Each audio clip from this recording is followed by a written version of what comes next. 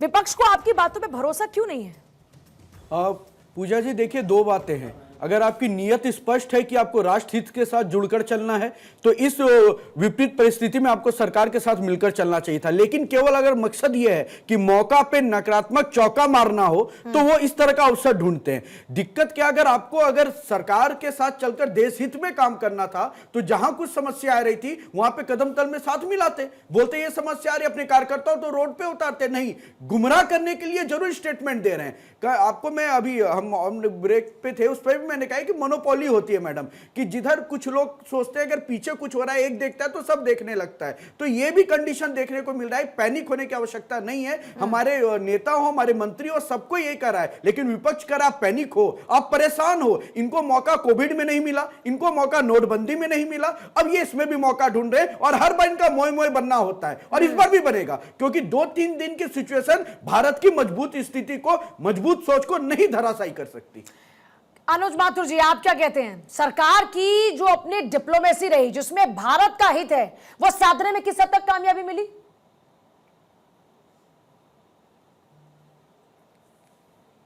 Unmute करो sir, unmute कीजिएगा।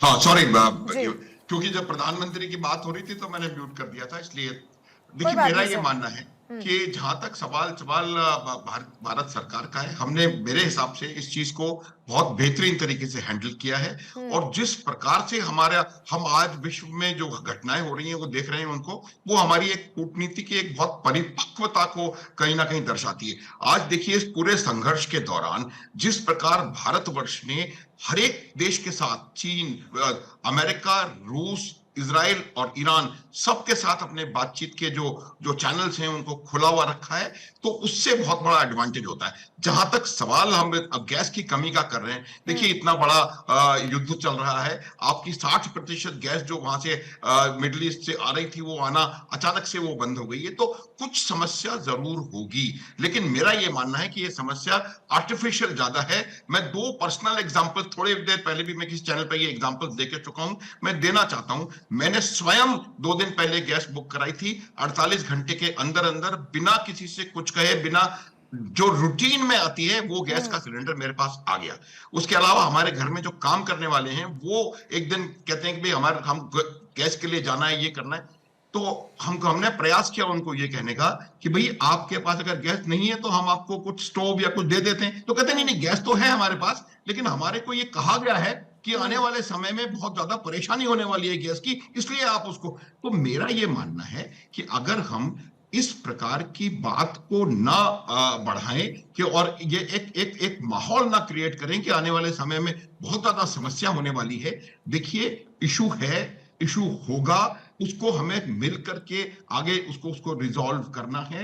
सरकार ने अपनी प्रायोरिटीज मेरे हिसाब से काफी क्लियर कर दी। मेरा अपना सोच है, हो सकता है कई लोगों को इससे वो नहीं हो, उनके प्रायोरिटीज क्लियर हैं कि हमारे जो घर हैं, जो डोमेस्टिक कंजम्पशन है, उसको प्रायोरिटी दी जाएगी। उसके बाद बाकी, और ये नहीं है कि बाकी चीजों को समाप्त कर दिया, बंद कर दिया, टूरिज्म बंद हो गया या होटल इंडस्ट्री बंद हो गई, हॉस्पिटैलिटी बंद हो गई, ऐसा कुछ नहीं है। मेरा यह मानना है कि इसको हम अच्छे तरीके से हैंडल कर पा रहे हैं, और यही वजह है आज दुनिया में अमेरिका को इंक्लूड करते हुए हर देश में पेट्रोलियम पदार्थों की कीमतों में वृद्धि हुई है। अमेरिका में 30 से 40% कीमत बढ़ी है। आप कहेंगे तो मैं स्टैटिस्टिक दे सकता हूं, भारत अकेला देश ऐसा है जहां पर पेट्रोलियम प्रोडक्ट की कीमत अभी नहीं बढ़ी है। आने वाला समय देखिएगा क्या होगा। तो मेरा ये मानना है कि हमने अपने पत्ते बेहतर तरीके से खेले हैं और हमने अपने आप को अच्छी तरह से तैयार करके रखा हुआ है।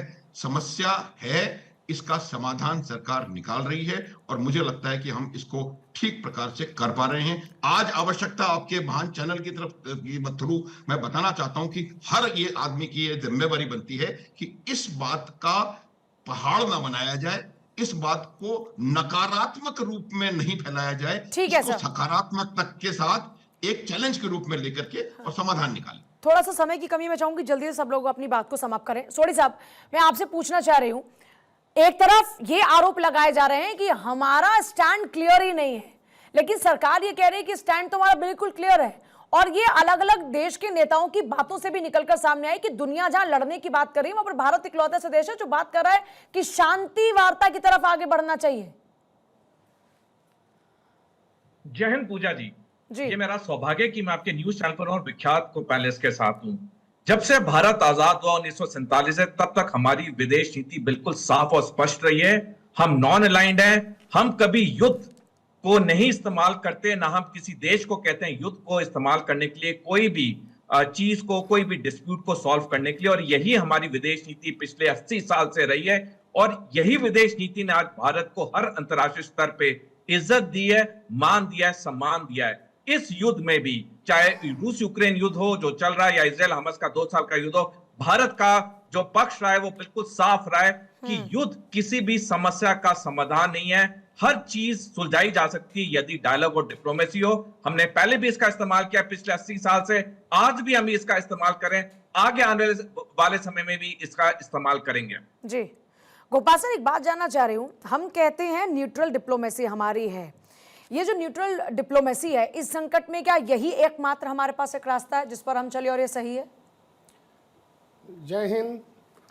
देखिए, आप जो कह रहे हैं बिल्कुल सही है कि न्यूट्रल डिप्लोमेसी से यदि आप किसी के साथ में जाकर के यानी जाना चाहते हैं तो किसके साथ जाएंगे? हमें अपने देश के हितों को सबसे पहले मद्देनजर रखना है और हमारे का देश का हित इसी में है कि हम विश्व शांति चाहें, और विश्व शांति जब होगी तो सब पूरा विश्व ही उसमें बेनिफिट होगा। रही बात अपने देश के लिए, हमारे देश में किसी चीज़ की कमी नहीं है। रही बात कि स्टेट ऑफ हॉर्मुज से जो हमारे पास में सामान आता था या यानी उसके हमारे लिए तो यानी शिप्स वहाँ से आ रहे हैं और शायद चाइना के लिए भी उन्होंने फ्री कर दिया है। सिर्फ समस्या कहाँ है कि हमारे बीच में जो है कुछ अफवाहें फैला करके उस बात को तिल का ताड़ बनाया जाता है। आपने देखा हो जो नोटबंदी हुई थी, नोटबंदी की जगह पर जो उस समय पर तमाम लोग जो लाइनों में लग करके सारा काम हुआ और बड़ी शांति प्रिय से हो चुका था, हुआ था। लेकिन आज एक सिलेंडर यदि नहीं लेगा, कम से कम एक घर में 15 से 20 दिन, यदि 4 से 5 बच्चे हैं, 15 से 20 दिन या 25 दिन तक सिलेंडर चलता है और आप 3-3 सिलेंडर लेके लाना चाहते हो। क्यों? क्योंकि एक अफवाह फैला दी गई। तो लाइन दिखानी है, किस लिए दिखानी है? कहीं न कहीं कोई न कोई इसमें पीछे अपना उल्लू सीधा करना चाहते हैं। मैं साफ कहूँ शब्दों में कि उल्लू सीधा कराने के लिए सरकार को किस तरह से नीचा दिखाना है, तो ये बातें चल रही हैं। मैं यही कर रहा हूँ, मेरा मानना यही है कि राष्ट्र अच्छे हाथों में है। पेट्रोलियम मिनिस्टर ने साफ कहा है हम किसी तरीके से परेशान नहीं हैं। जो पहले टाइम दिया गया था 21 दिन का, 21 दिन की जगह 25 दिन किया है। लेकिन 25 दिन उससे अगले 15-20 दिन के अंदर किस तरह से सिचुएशन बदली होगी वो सबके सामने आ जाएगी। लेकिन अभी कोई भी परेशानी खास तौर से यानी हमारे जो गैस के ऊपर है बात कर रहे हैं वो नहीं है। मैं कोरोना काल की बात कहूंगा आपको, हमारे पास में ऑक्सीजन के सिलेंडर तमाम बन करके फैक्ट्रियों से बन के आ रहे थे, लेकिन कुछ होल्डर्स ने जबरदस्ती हॉस्पिटल में जाने ही नहीं दिया उनको। जो 1100 रुपए का सिलेंडर था, गैस का सिलेंडर था ऑक्सीजन का, उसको 5-5 हजार 20-20 हजार तक बेचा। वही ये हालत अब करना चाहते हैं जिससे कि डिस्टेबलाइज हो, यानी सरकार को लताड़ा जाए, सरकार के खिलाफ बात की जाए और लोगों के अंदर भ्रम पैदा करके उनको बरगलाया जाए। अच्छा संजीव सर, इजराइल के साथ में हमारे डिफेंस को लेकर रिलेशन अच्छा है। इधर आ जाते हैं ईरान की तरफ तो हमारा एनर्जी या चाबार पोर्ट है। ये दोनों के बीच में संतुलन बिठाना और संतुलन बिठाकर अपनी स्ट्रैटेजी के तहत में काम करते हुए जो डिप्लोमेसी भारत के हित में है उस पर काम करना, ये संतुलन कितना टफ रहा होगा सरकार के लिए? और आपको क्या लगता है कि इसके लिए क्या पॉलिसी रही होगी सरकार की? देखिए पूजा जी, पॉलिसी बहुत स्पष्ट है कि आज की हमारी जो सरकार है, प्राइम मिनिस्टर मोदी के नेतृत्व का ये जो नया भारत है, वो अपनी वेस्ट एशिया की पॉलिसी में डीहाइफिनेशन पे चलता है। यानी कि हम इजराइल के साथ एक अलग और स्वतंत्र संबंध रखते हैं, फ़िलिस्तीन का जो विषय है उसको अलग तरीके से फ़िलिस्तीनी अथॉरिटी के साथ डील करते हैं, ईरान के साथ हमारे अपने संबंध हैं। और जाहिर है कि ये जो संतुलन की जो नीति है वो बहुत ही बुद्धिमत्तापूर्ण है, बहुत ही विजडम वाली है। और सबसे अच्छी बात यह है कि सभी पार्टी जिससे संतुष्ट रही हैं। ईरान के साथ हमारे सिविलाइजेशनल टाइज़ हैं, लेकिन साथ ही साथ ईरान के साथ हमारे जो आर्थिक जो संबंध है, चाबहार का जो पोर्ट हम विकसित कर रहे थे, अन्य सेक्टर्स के जो कोऑपरेशन है वो भी लगातार बढ़ा है। और ईरान के ऊपर जरूर अंतर्राष्ट्रीय समुदाय की तरफ से, यूनाइटेड स्टेट्स ऑफ अमेरिका की तरफ से सीवियर तरीके के सैंक्शंस लगाए गए हैं उसके न्यूक्लियर प्रोग्राम को लेकर के। लेकिन उसके बावजूद भी हमने अपने ईरान के साथ संबंधों को, उसकी जो महत्ता को समझते हुए, अपने जो सभ्यतागत संबंध, जो सिविलाइजेशनल टाइज को ध्यान में रखते हुए उसको हमेशा बढ़ाने का ही कार्य किया है। और वहीं आप इजराइल के साथ आप देखिए तो हमारे संबंधों में लगातार प्रगति हुई है। प्राइम मिनिस्टर श्री नरेंद्र मोदी की हाल की इजराइल की यात्रा इस बात का प्रमाण है कि इजराइल के अंदर भारत के लिए और भारत के प्रधानमंत्री श्री नरेंद्र मोदी के लिए, इस नए भारत के लिए कितना बड़ा सम्मान है। और वहीं अगर आप Saudi Arabia, UAE, Bahrain, Kuwait इत्यादि। सर एक मैं सवाल आपसे और पूछ रही हूँ, विपक्ष ने कहा कि विदेश नीति सरकार की विफल रही, आपकी नजर में विदेश नीति विफल रही या सफल रही? विदेश नीति पूरी तरीके से सफल है। इतने ऐसे वातावरण में कि जब पूरे विश्व में एक रणनीतिक अनिश्चितता बढ़ती जा रही है, महाशक्तियों के बीच में विश्वास का संकट गहरा रहा है, आर्म्स कंट्रोल को लेकर के जो रिजीम्स हैं वो टूट रही हैं, आर्म्स रेस बढ़ती जा रही है, 2 युद्ध अब चल रहे हैं। ऐसे में सभी के साथ संतुलन बना के चलना, वसुधैव कुटुंबकम की भावना के साथ कार्य करना और सभी के साथ एक बेहतर तारतम्य बना करके रखना। जैसे कि आप देखते हैं कि हमारे आज विदेश मंत्री श्री जयशंकर के जो ईरान के विदेश मंत्री से 4 बार की बातचीत हो चुकी है इस संकट के दौर में भी। ये इस बात को दर्शाता है कि सभी राष्ट्रों का, वेस्ट एशिया के राष्ट्रों का भारत के ऊपर एक गहरा विश्वास है कि ये जो राष्ट्र है वो किसी भी स्थिति को संतुलित तरीके से डील करता है। और ये हमारी विदेश नीति की सफलता है पूजा जी। और मैं कहीं से भी नहीं देखता कि इसमें कहीं से कोई विफलता की तो मैं बात ही नहीं करता। इसको मैं मानता हूं कि, और एक बात मैं बड़े आपके सामान्य चैनल के माध्यम से अवश्य कहना चाहता हूं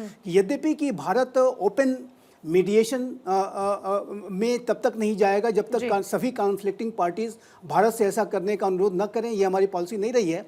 लेकिन बैक चैनल के माध्यम से यदि ऐसी आवश्यकता पड़ती है कि ईरान और यूनाइटेड स्टेट्स ऑफ अमेरिका और इजराइल के बीच में कोई चैनल ऑफ कम्युनिकेशन ओपन करने के लिए भारत की मदद की आवश्यकता होगी, या डायलॉग और डिप्लोमेसी को सपोर्ट करने के लिए भारत से अगर कोई मदद की बैक चैनल के माध्यम से, मैं फिर से कहूँगा, यदि आवश्यकता होगी तो भारत ऐसी मदद कर सकता है। रशिया यूक्रेन के युद्ध के संदर्भ में आपने देखा था कि ब्लैक सी ग्रेन डील को कराने के लिए हमने किस तरीके की मदद बैक चैनल के माध्यम से की थी।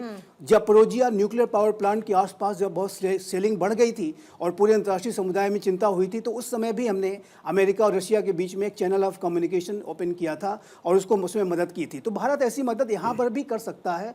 और अंत में एक बात मैं अवश्य कहना चाहता हूँ कि ये जो पूरा जो कॉन्फ्लिक्ट है उसका एकमात्र समाधान डायलॉग, डिप्लोमेसी और डी एस्केलेशन ही है।